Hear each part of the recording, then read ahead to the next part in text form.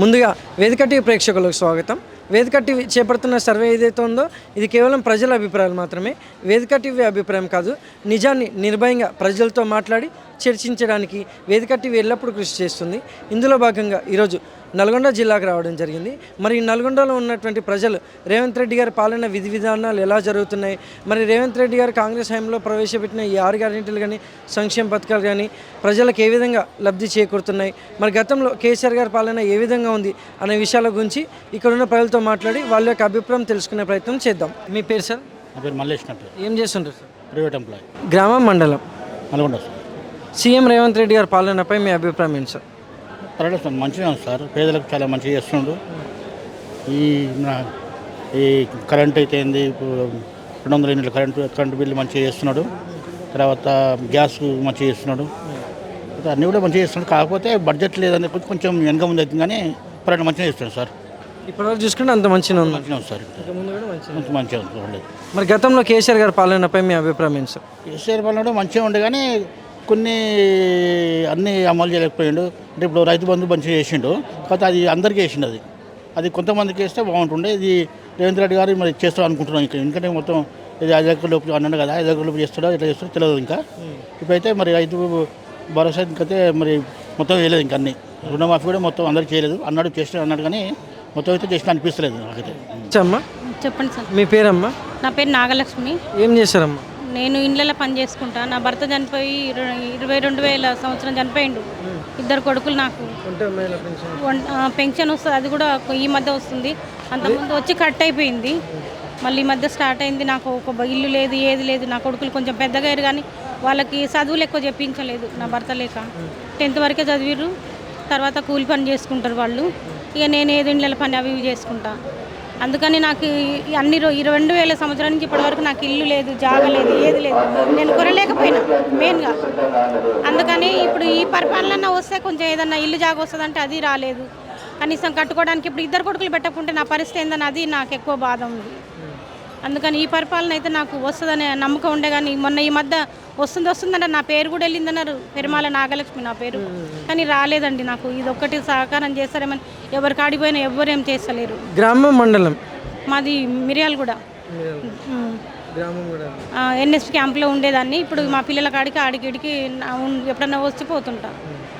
మరి గతంలో కేసీఆర్ గారి పాలనపై మీ అభిప్రాయం ఏంటో? కూడా మాకు ఏం చేయలేదండి. ఉన్నాడు కానీ ఏదో రైతులకు రైతు బంధు అని అది ఇది వచ్చింది అంతే, కానీ ఇప్పుడు అది మోడీ పైసలు కూడా రావట్లేదు. ఎందుకు కట్ చేసారో తెలియదు. ఎవరిని అడిగినా వస్తాయి అంటూ రావట్లేదు. ఇంత పొలం ఉంది, నాకు ఇల్లు కూడా లేదు, ఇంత పొలం ఉంది కొద్ది గొప్ప, అది రావట్లేదు.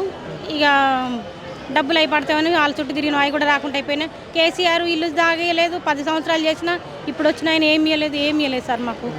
ఏదో నాకు కొద్దిగా జాగనన్న ఇప్పిస్తే కొంచెం గుడిచన్న వేసుకుంటా. ఎందుకంటే ఏ కొడుకు దగ్గర ఆధారపడొద్దని నా అభిప్రాయం. ఎందుకంటే కోడళ్ళు మంచి వాళ్ళు ఉంటారు, ఉండరు. పెట్టినాం సార్. పెరుమాల నాగలక్ష్మి వచ్చిందన్నారు, కానీ అది నిజమో కాదో తెలియదు. నాది ఎన్ఎస్పి క్యాంప్లో నా పేరు ఉంటుంది. థ్యాంక్స్ అమ్మా. నమస్తే సార్. మీ పేరమ్మా? లక్ష్మమ్మ. ఏం చేస్తారమ్మా? వ్యవసాయం. గ్రామం మండలం? మండలం కనగల్, నల్లగొండ జిల్లా. సీఎం రేవంత్ రెడ్డి గారి పాలనపై మీ అభిప్రాయం ఏంటమ్మా? అభిప్రాయం అంటే తిడుతుండు కొడుతుండు అంటుండు, కానీ రేవంత్ రెడ్డిదే మంచిగా ఉంది అంటుండ్రు. కానీ ఆయన కేసీఆర్ మంచిగా చేసిండే పేదోళ్ళకు ఎవరికి న్యాయం చేయలేదు. ఉన్నోళ్ళకే ఇచ్చేసిండు, ఉన్నోళ్ళకే ప్రతి ఒక్కదాన్ని సాయం చేసిండు.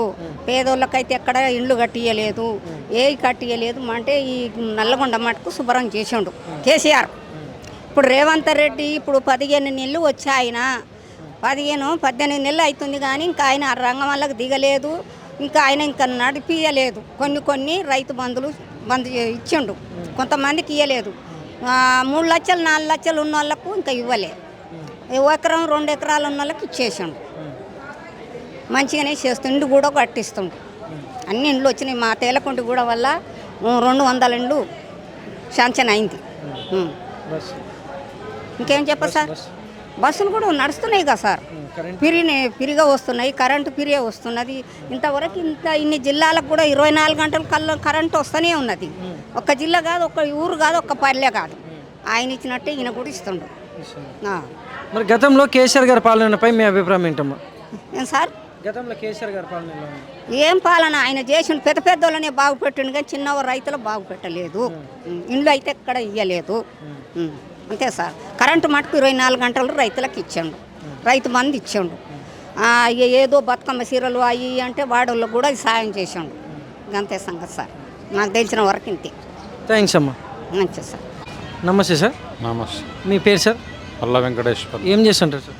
నేను మామూలు రాజకీయం పొలిటికల్. సీఎం రేవంత్ రెడ్డి గారి పాలనపై మీ అభిప్రాయం ఏంటి సార్?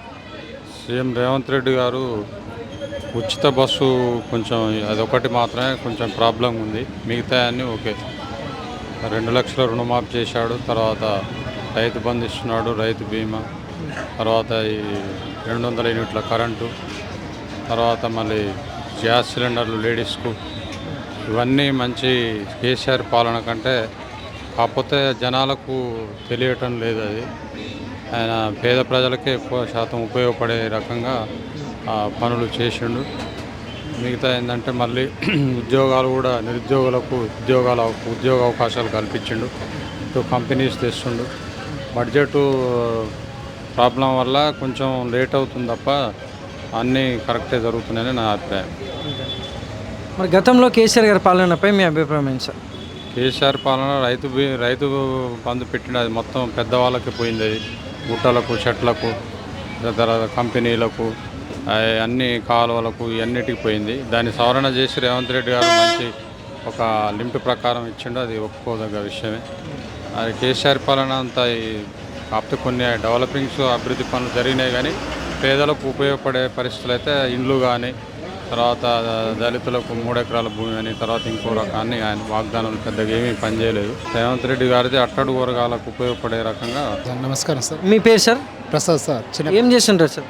మేము మోటార్ ఫీల్డ్ సార్. మాది ఆటో డ్రైవింగ్ ఫీల్డ్.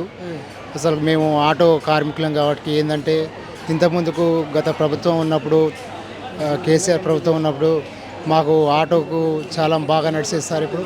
ఇప్పుడు కాంగ్రెస్ ప్రభుత్వం వచ్చింది కాబట్టి మొత్తం ఆటో అనేది మొత్తం ఇప్పుడు ఆటో కార్మికులు మేము మొత్తం రోడ్ల మీద పడేవాల్సి వస్తుంది. మా ఫ్యామిలీలు గిట్ట మాకు ఇంట్లో అద్దెలు కట్టలేక, స్కూల్లో పిల్లల ఫీజులు కట్టలేక ఆల్రెడీ మాకు తిండి గిట్ట చాలా ఇబ్బంది అవుతుంది సార్. ఇప్పుడు ఏంటంటే గతంలో ప్రభుత్వం ఉన్నప్పుడు చాలా బాగా చేసింది కానీ మా ఆటో కార్మికులకు గిట్లా దయచేసి మాత్రము మాకు ఏదైనా సహకారం ఇస్తే గవర్నమెంట్ తరపు నుంచి చాలా బాగుంటుంది సార్. మేము గిట్ల ఇప్పుడు ఇక్కడ రోడ్డు మీద హైదరాబాద్కు వలసపోతున్నాం సార్. ఇప్పుడు ఏదో పని చేసుకుంటేందుకు ఏంటంటే ఆటోలు నడుస్తలేవు సార్.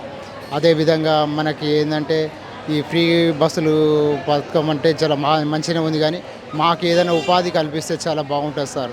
ఏంటంటే ఇది ఇంకోటి మాకు రైతుల గిట్ట చాలా ఇబ్బందులు అవుతున్నాయి సార్. ఇప్పుడు ఏంటంటే ఆడ రైతులు బంధు రాక, రైతులు రుణమాఫీ కాక, ఇంకా కొంత ఇప్పుడు నీళ్ళు లేక సరిగా పొలాలు మొత్తం ఎండిపోయే పరిస్థితి ఉంది. అందువల్ల ఇప్పుడు మొత్తం అందరూ హైదరాబాద్కు, అయితే బొంబాయికి, అక్కడ ఇంతకుముందుకు వలసలు ఆగిపోయినాయి సార్. ఈ గవర్నమెంట్ వచ్చిన కానీ మళ్ళీ వలసలు స్టార్ట్ అయినాయి సార్.